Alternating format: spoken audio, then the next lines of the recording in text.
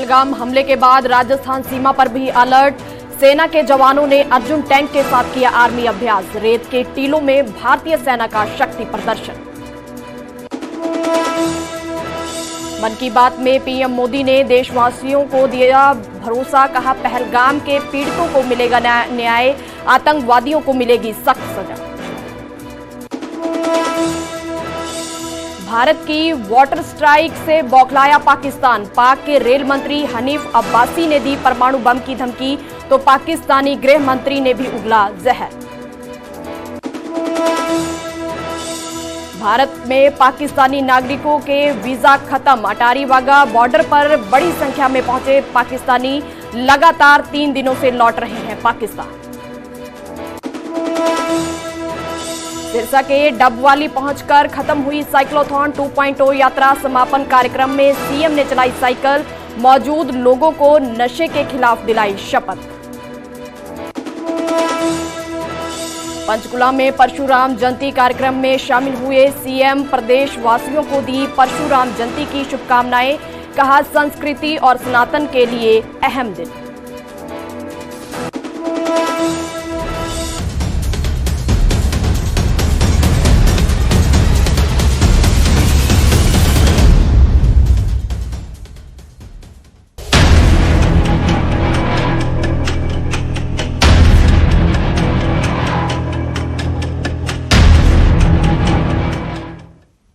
नमस्कार, न्यूज 18 पंजाब हरियाणा देख रहे सभी दर्शकों का स्वागत है। मैं हूं आपके साथ प्रीति पॉल। बुलेटिन की शुरुआत करते हैं।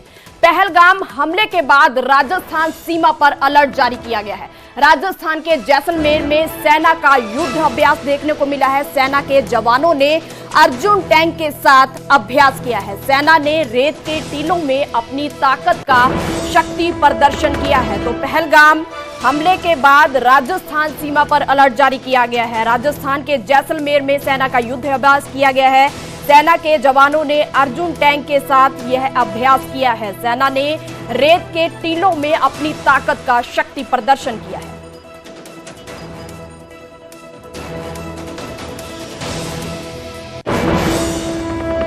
और पूरा देश गुस्से में है और हमें पता है कि इस हरकत के पीछे कौन है, सबको ये पता है और इसीलिए भारत सरकार ने बड़े स्ट्रांग कदम भी उठाए हैं। और जहां तक सीमा की बात है, सीमाओं की रक्षा करना बीएसएफ का प्रथम दायित्व है और BSF first line of defence कही जाती है। तो हम हमेशा 365 दिन 24 घंटे पूरे वीक हम हमेशा उनकी रक्षा करते हैं। उसके लिए अलर्टनेस हमारी उसी दर्जे की होती है जो कभी भी कोई भी घटना होने पर होती है। लेकिन आज के संदर्भ में ये भी कहना चाहूंगा कि आम दिनों में भी हम कभी भी कोई ऐसी कोताही नहीं बरतते हैं, क्योंकि हमें पता है कि हमारा काउंटर पार्ट है वो भरोसे के लायक नहीं है। तो आज भी हम जो ड्यूटी कर रहे हैं इसी ध्येय के साथ कर रहे हैं कि वो कोई भी ऐसी नापाक हरकत कर सकता है। लेकिन मैं आपको ये भरोसा दिलाना चाहूंगा कि बीएसएफ एक प्रोफेशनल फोर्स है, बीएसएफ एक ट्रेंड फोर्स है और सीमाओं की रक्षा में कोई भी किसी भी प्रकार की कोताही उसके लिए मंजूर नहीं है।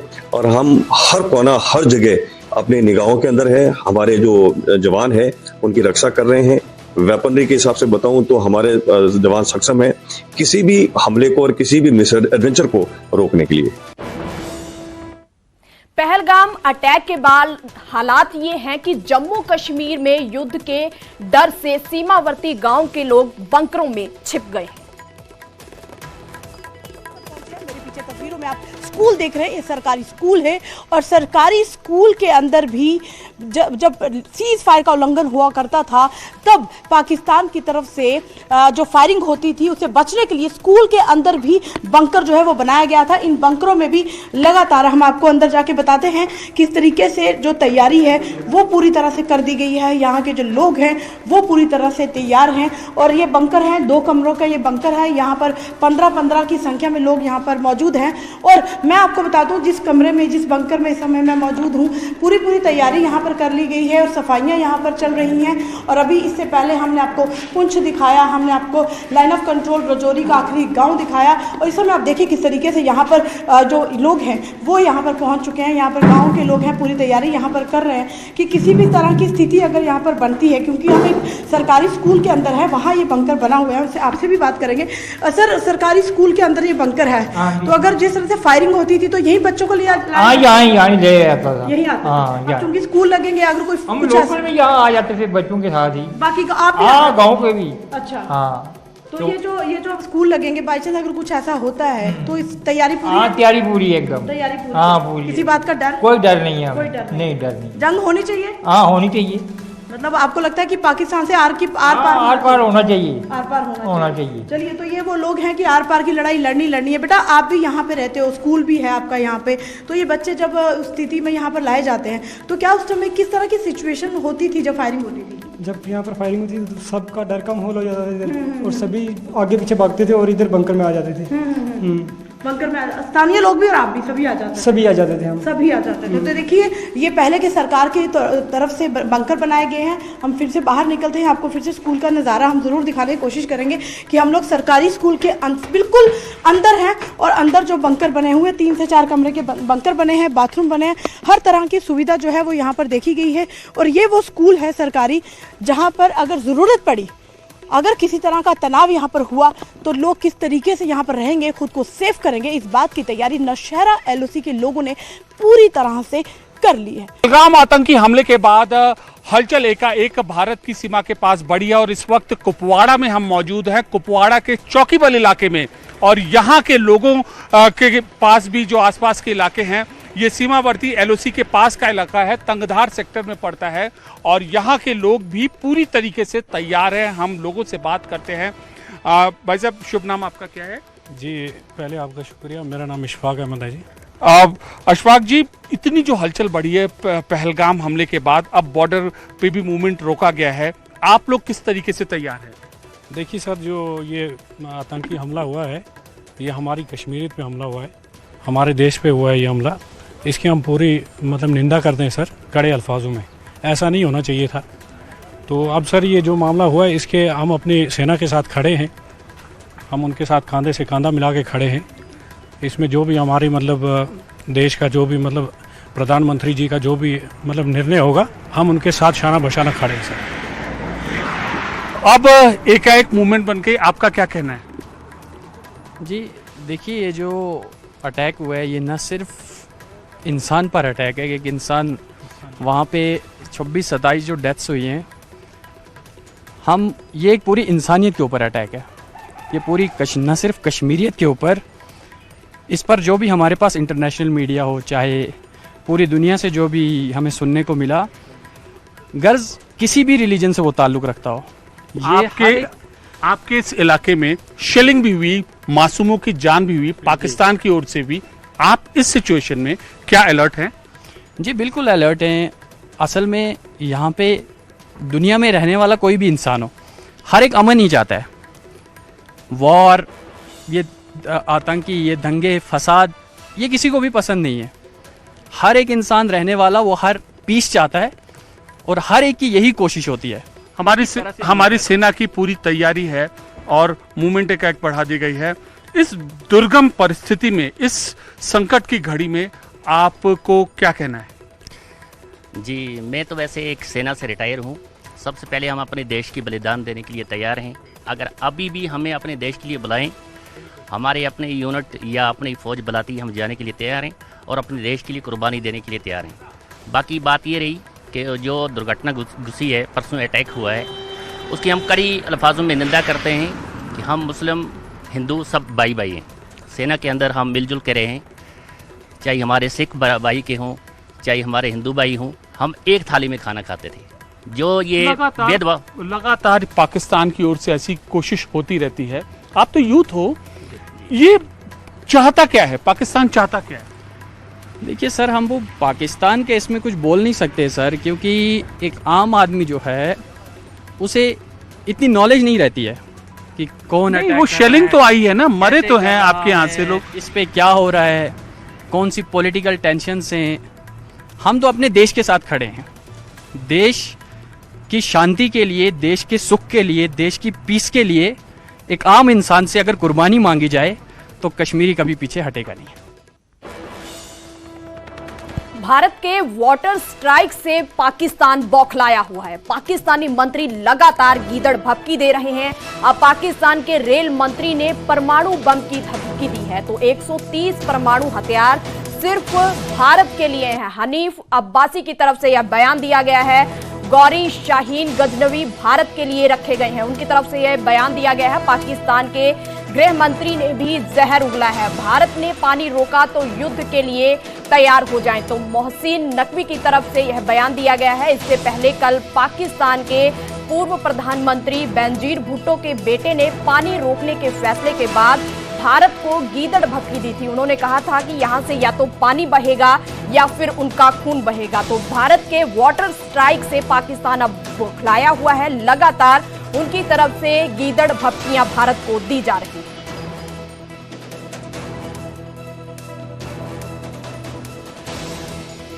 और उनकी तर्जमानी करते हुए मैं कह रहा हूं आपको, उन्होंने कह दिया ना कि अगर हमारा पानी बंद करेंगे तो फिर जंग के लिए तैयार हो जाएं। ये जो गौरी शाहीन गजनवी ये चौकों में सजाने के लिए नहीं हमने रखे हुए, ये हमने हिंदुस्तान के लिए रखे हैं बाबा।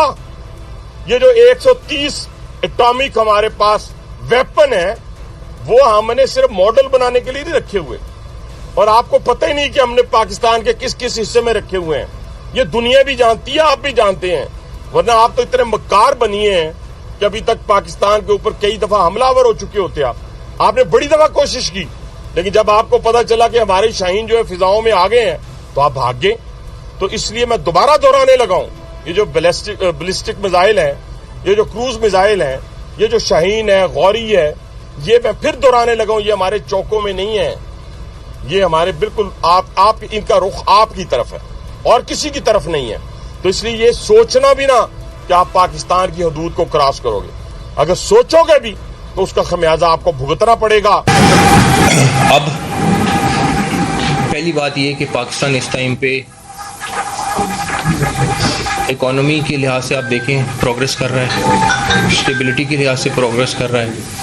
और उस दौरान इस तरह का वाकया का नुकसान पाकिस्तान को है, इंडिया को फ़ायदा है, पाकिस्तान को नुकसान है।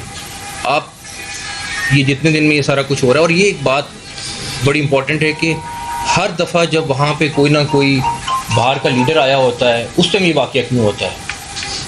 ये तीसरी दफ़ा इसी तरह हुआ है कि कोई बाहर का लीडर विज़िट कर रहा था तो और वहाँ पे ये वाकया हो गया। तो पाकिस्तान अपने स्टांस में बहुत क्लियर है। पाकिस्तान एक पीसफुल मुल्क है, और एक चीज़ है कि अगर इसको छेड़ा गया या हमारे किसी किस्म के किसी हक को दबाने की कोशिश की गई तो ये एक बंदा 24 करोड़ में से वो लड़ेगा भी, और वो आखिरी दम तक लड़ेगा। तो इस बात में इंडिया को बड़ा क्लियर होना चाहिए। मन की बात कार्यक्रम में पीएम मोदी का दर्द छलका है। पहलगाम आतंकी हमले पर उनकी पीड़ा सामने आई है। उन्होंने कहा है कि आतंकी हमले से मन में गहरी पीड़ा है। हमले से हर भारतीय का खून खौल रहा है। दुश्मनों को विकास रास नहीं आया है। पीड़ितों को न्याय मिलेगा, मिलकर रहेगा। एकजुटता ही हमारी सबसे बड़ी शक्ति है। तो पीएम मोदी की तरफ से आज देशवासियों के साथ मन की बात की गई। इस दौरान उनका दर्द छलका है। उन्होंने कहा है कि आतंकी हमले से मन में गहरी पीड़ा पहुंची है। हमले से हर भारतीय का खून खौल रहा है। दुश्मनों को विकास रास नहीं आया है। पीड़ितों को न्याय मिलेगा, मिलकर रहेगा। एकजुटता ही हमारी सबसे बड़ी शक्ति है।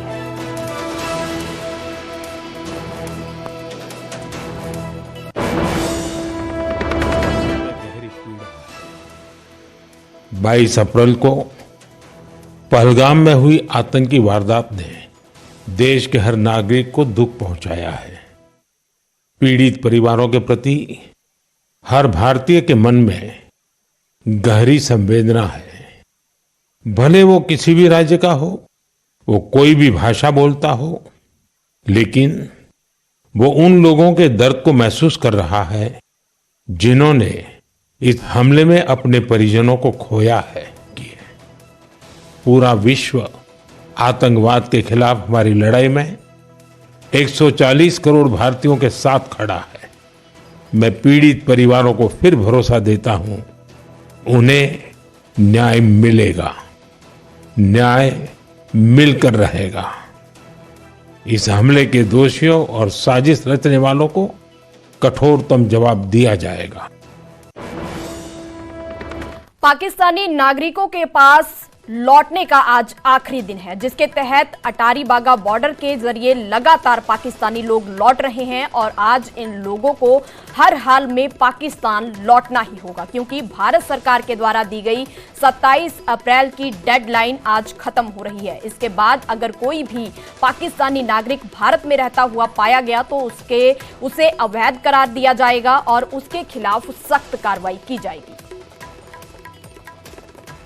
लंबी कतार है क्योंकि अभी 40 दिन का वीजा था, 2 दिन रहे हैं बस। अच्छा, 2 दिन पहले आए थे? हाँ जी। तो वापिस जाना पड़ रहा है, मन में गुस्सा है? आपको तो पता है कि जाना पड़ रहा है, गुस्सा नहीं होगा, प्यार करूंगी, डांस करते हुए जाऊंगी, गाना गाते हुए जाऊंगी। तो यहाँ पर कौन है जिसके पास आए थे आप? मेरी माँ, माय मदर। और आपको अपनी माँ से जुदा होना पड़ रहा है? उनके कब्र तक भी नहीं जा पाई। मेरे 2 भाई की डेथ हो गई, मेरी बहन वो भतीजा जवान था उसकी डेथ हो गई। किसी को सीने से लगा के रो भी नहीं सका किसी को। पूरा दिन एलआईयू ऑफिस।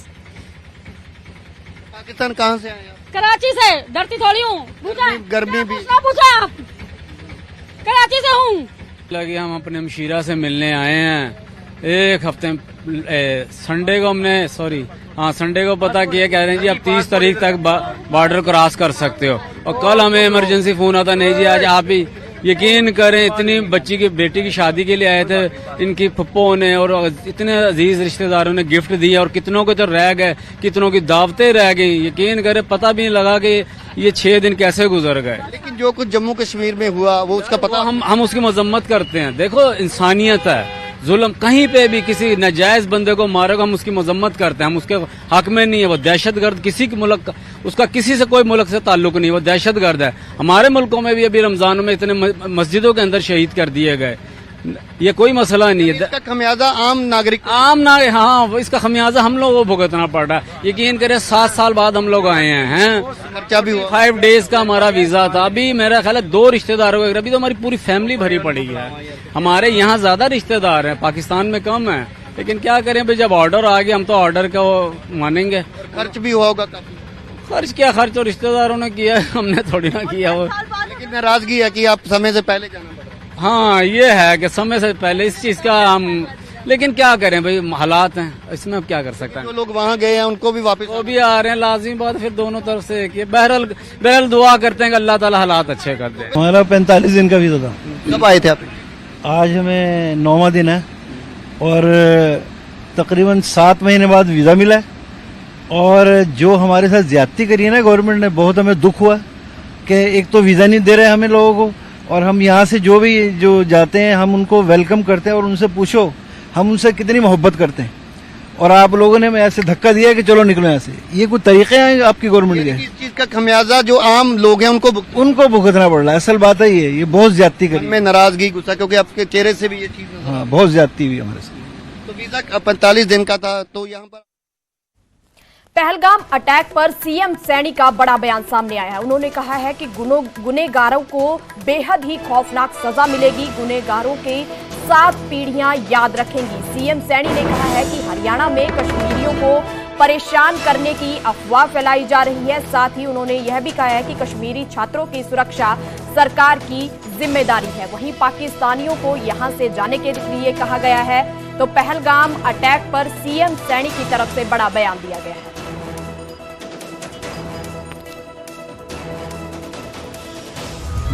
ये अंतिम पड़ाव नहीं है।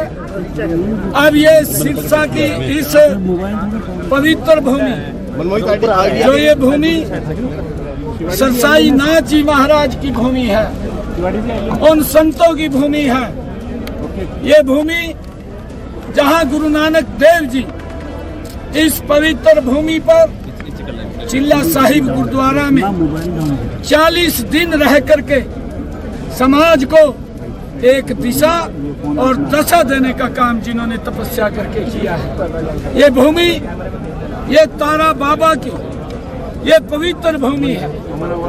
मैंने कहा है कि ये भूमि ऋषियों की भूमि है, तपस्वियों की भूमि है। ये अंतिम पड़ाव नहीं है। अब हरियाणा के युवा ने, हरियाणा के बुजुर्गों ने, हरियाणा की महिलाओं ने, हरियाणा के हर नागरिक ने अब ये ठान लिया है कि नशे को हमने समाप्त करना है, ड्रग फ्री हरियाणा बनाना है। मैं आज इस यात्रा के इस पड़ाव पर पूरे प्रदेशवासियों ने लगातार जन जागरण अभियान ये चला है। इसमें लाखों की संख्या में हमारे साइकिलिस्ट, आम जन नागरिक इस यात्रा में शामिल हुए हैं। उन्होंने इसका समर्थन किया है। आज नशे के खिलाफ ये यात्रा नहीं, एक जन आंदोलन बन गया है।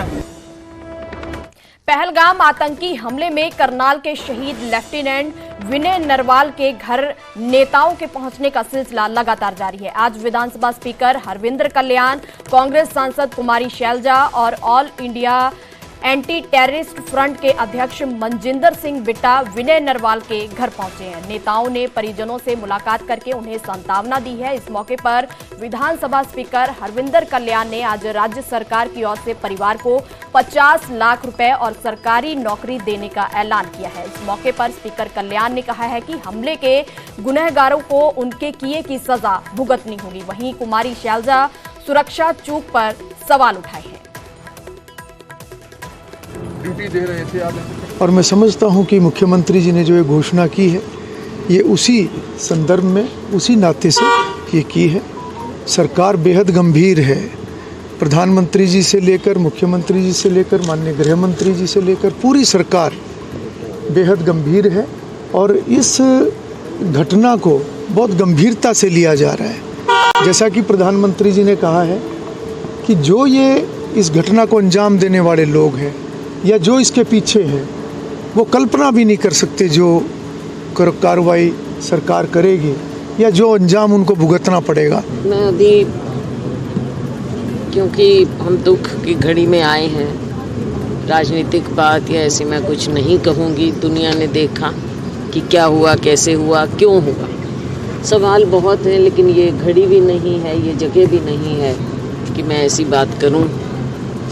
आगे जब जो बात होंगी, बहुत सी बातें जैसे भी समय पर आगे देखते हैं, फिर आपसे बात। लेकिन आज मैं यहाँ कुछ नहीं। आज हिंदुस्तान की अकेली सरकार नहीं, अकेले नरेंद्र मोदी, अमित शाह नहीं, आज हिंदुस्तान के हर नौजवान को, हर माँ को, हर बहन को, हर मेरे बुजुर्ग को ये समझ लेना चाहिए कि अब मौत का कफन बांधने का वक्त आ चुका है। मौत का कफन, कभी नहीं बोला, मौत का कफन बांधने का वक्त आ चुका है। कोई भी हिंदुस्तान के प्रधानमंत्री फैसला ले, नरेंद्र मोदी जी, वो फैसला पब्लिक के नुकसान का हो या पब्लिक के फायदे का हो, नफा नुकसान नहीं, राष्ट्र प्रथम।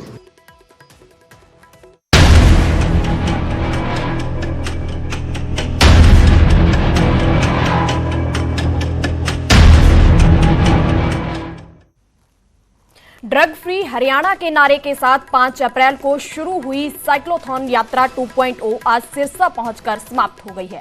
समापन कार्यक्रम में सीएम नायब सैनी भी शामिल हुए। सीएम के अलावा कैबिनेट मंत्री कृष्ण कुमार बेदी, पूर्व सांसद सुनीता दुग्गल, पूर्व गृह राज्य मंत्री गोपाल कांडा, गोविंद कांडा समेत अनेक बड़ी हस्तियां कार्यक्रम में मौजूद रहीं। इस मौके पर सीएम ने साइकिल चलाकर लोगों का उत्साह बढ़ाया और मौजूद लोगों को नशे के खिलाफ शपथ दिलाई है। सीएम ने कहा है कि यात्रा का समापन नहीं बल्कि नशे के खिलाफ अभियान की शुरुआत है।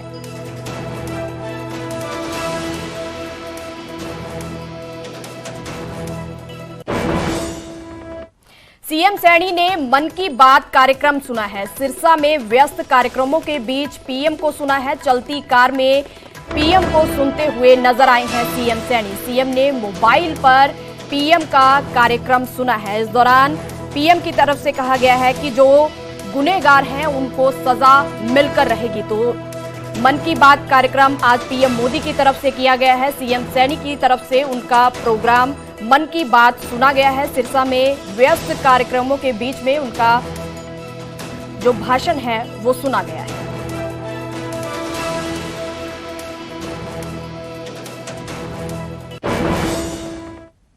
पंचकुला में परशुराम जयंती कार्यक्रम का आयोजन किया गया। कार्यक्रम में शामिल हुए हैं नायब सिंह सैनी। तो प्रदेश वासियों को परशुराम जयंती की शुभकामनाएं दी हैं। उन्होंने कहा है कि संस्कृति और सनातन के लिए अहम दिन है। यूपी के डिप्टी सीएम ब्रिजेश पाठक भी इसमें शामिल हुए। अक्षय तृतीया को हुआ था भगवान परशुराम का जन्म, तो सीएम ने नशे को जड़ से खत्म करने की भी बात कही है।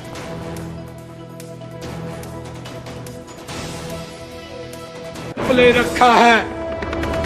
आज भगवान परशुराम जी के जन्मोत्सव के ऊपर जब मैं आया हूं तो मुझे ये खुशी भी है कि हम सब ये संकल्प लेकर के इस नशे को जड़ से खत्म करने का काम करेंगे, जो हरियाणा के लोगों ने आज इस संकल्प को लिया है। मुझे ये भी खुशी है कि जब आज हम सभी आदि योद्धा, धर्म के रक्षक, न्याय के प्रतीक भगवान परशुराम जी के जन्म दिन के उपलक्ष्य में इस आयोजित समारोह में हम एकत्र आए हैं। सबसे पहले मैं भगवान श्री परशुराम जी के चरणों में मैं अपना शीश नवाता हूं।